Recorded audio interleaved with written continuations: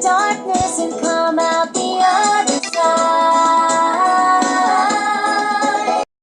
For rain clouds will clear the way for the sunny sky.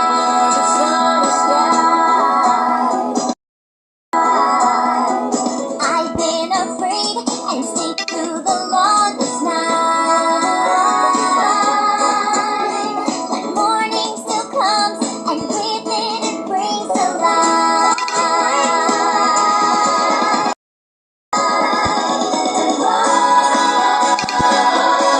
Shines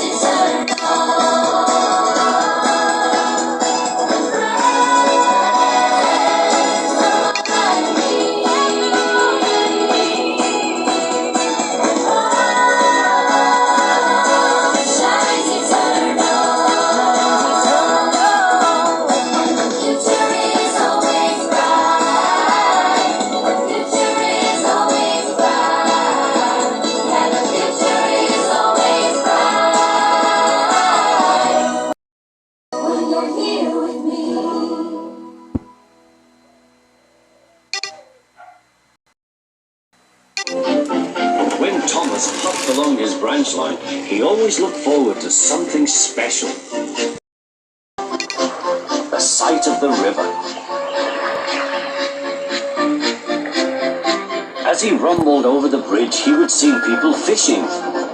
Thomas often wanted to stay and watch, but his driver said no. What would Sir Topham Hatt say if we were late? Every time he met another engine, he would say, "I want to fish." But they all had the same answer. "Engines don't go fishing." Silly stick in the muds, thought Thomas. One day he stopped as usual to take in water at the station by the river. "Out of order?" "Bother," said Thomas. "I'm thirsty." "Never mind," said his driver. "We'll get some water from the river."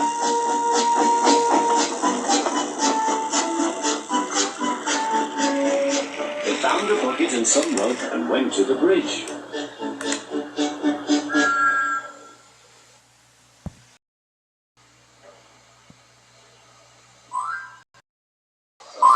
Then the driver let the bucket down to the water.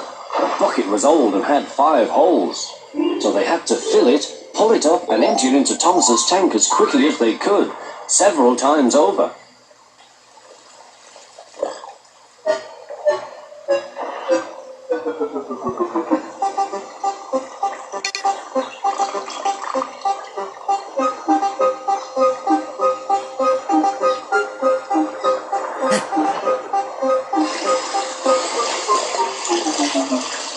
They finished at last.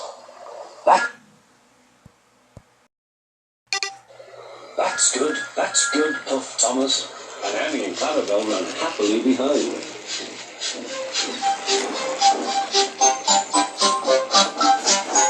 Suddenly, Thomas began to feel a pain in his boiler. Steam began to hiss from his safety valve in an alarming way. "There's too much steam," said his driver. "Oh dear," groaned Thomas. "I'm going to burst. I'm going to burst." They damped down his fire and struggled on. "I've got such a pain. I've got such a pain," Thomas hissed.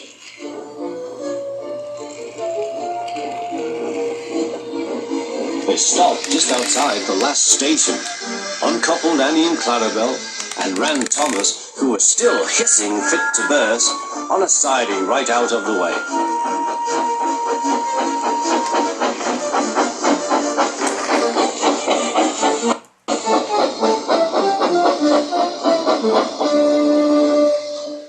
Then while the conductor telephoned for an engine inspector, the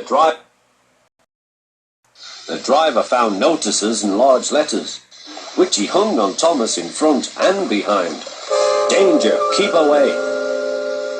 Soon the inspector and Sir Topham Hatt arrived. "Cheer up, Thomas," they said. "We'll soon put you right." The driver told them what had happened. "So the feed pipe is blocked," said the inspector. "I'll just look in the tanks." He climbed up and peered in. Then he came down. "Excuse me, sir. Please look in the tank and tell me what you see." "Certainly, Inspector," replied Sir Topham Hatt. He clambered up, looked in, and nearly fell off in surprise. "Inspector," he whispered, "can you see fish?" "Fish." "Gracious goodness me, how did the fish get there, driver?" "We must have fished them from the river with our bucket," replied Thomas's driver. "Well, Thomas, so you and your driver have been fishing, but fish don't suit you. We must get them out." They all took turns at fishing in Thomas's tank, while Sir Topham Hatt looked on and told them how to do it. When they had caught all the fish, they had a lovely picnic supper of fish and chips.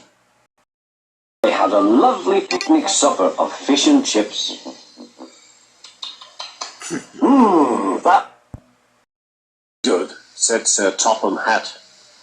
"But fish don't suit you, Thomas, so you mustn't do it again."